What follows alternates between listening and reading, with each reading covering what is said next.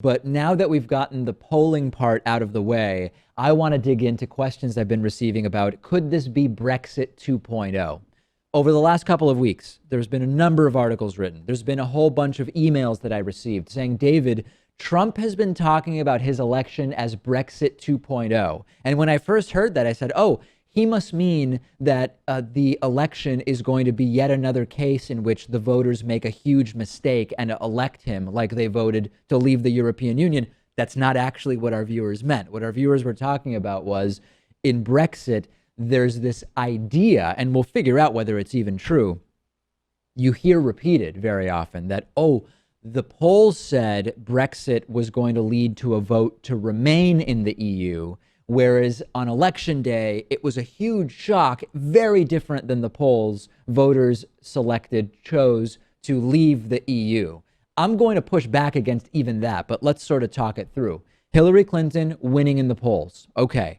What if the polls are wrong? What if the polls, as Donald Trump has suggested, are like Brexit, where they said that British voters, UK voters, were going to vote to stay in the EU, but ended up actually voting to leave? Trump saying, we will win, we will shock the world, this is going to be Brexit-plus.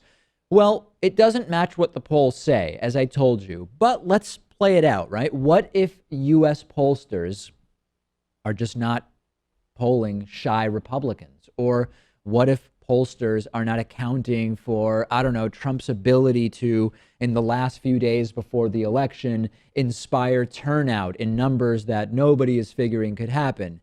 It's important to know a few different things. Number one, the Brexit polling that showed that Remain was going to win was barely outside the margin of error. So I know you've probably been hearing, oh, the Brexit polls were overwhelmingly that there was going to be a vote to remain. And it was a total shock because the results were so different.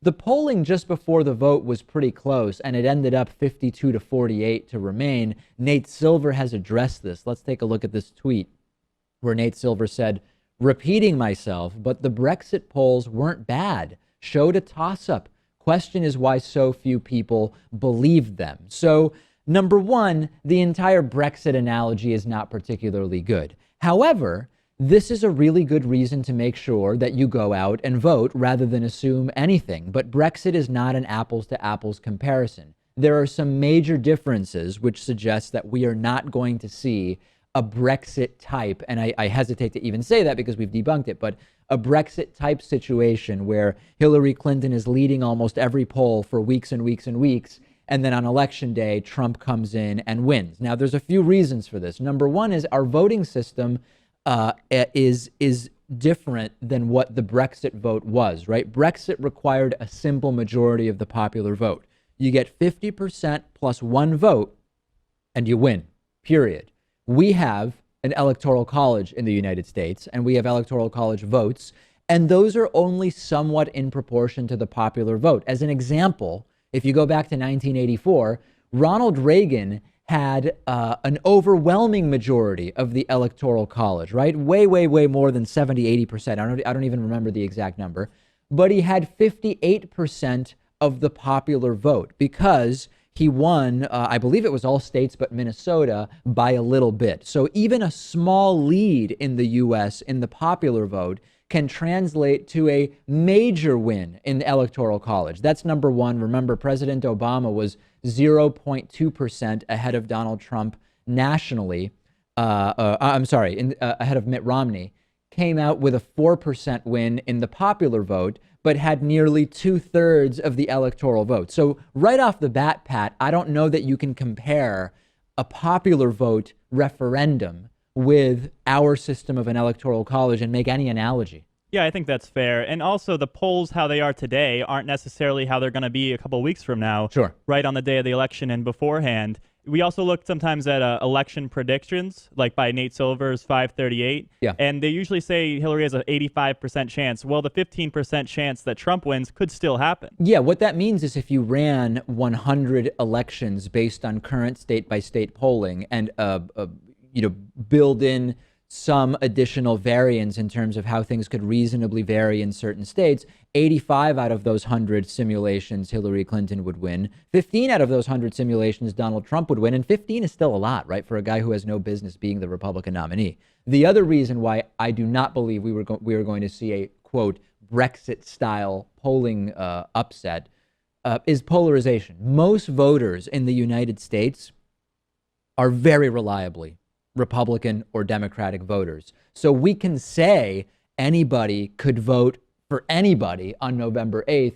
The reality is that when you combine what we would call the base party voters with our electoral college system, it can only really swing to some degree, and it would only be enough to swing a few key states, and a so-called total surprise on election day just isn't very likely. The most important thing to get from this is get out and vote, right? Not just for president, but down ballot, because it is unlikely that we are going to see completely unpredictable upsets, but it is not impossible. And that is the message I'm going to be voting tomorrow in Massachusetts. On tomorrow's show, I will actually go through my ballot with you, item by item, election by election, question by question, and talk through what I'm going to be doing. And we'll review some interesting other ballot questions across the country, etc. Whatever you believe to be the truth about the polls, this is the most important possible thing I can tell you. Don't say I'm not going to vote. Don't say I'm going to stay home because I think my candidate has lost. Don't say I'm going to stay home because I think my candidate hasn't won without my help. That, for me, Pat, is the most important message here in this election. You just go out and vote. Yeah, fulfill your civic obligation. If you don't vote, it tends to help the Republicans, and we need a good turnout for this election. No doubt about it. So we will take a break. We'll talk about early voting later. I know a lot of people want me to address that. We do actually have a lot of voting already, over 7 million votes cast already. Mine will be one of them tomorrow. We'll talk about that later. Of course, I'm on Twitter at @dpakman.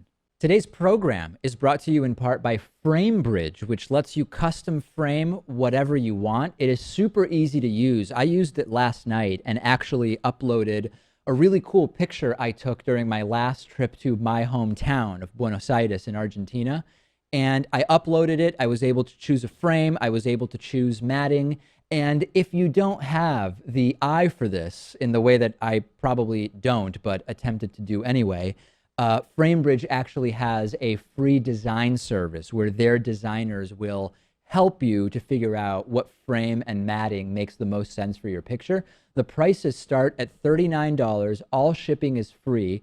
The frames use premium real wood moldings, acid-free matte board and foam board, and their acrylic glazing will never shatter, and it also will protect your piece from harmful UV rays. If you can't upload what you want to frame, if it's a physical item or something you already have printed or a jersey, you can mail it in, and then FrameBridge will get it framed, mounted, and sent back to you, ready to hang with everything you need. We have a promo code. If you go to framebridge.com and use the promo code, maybe not surprisingly, Pakman, Pakman, you will save an extra 15% off of your first order.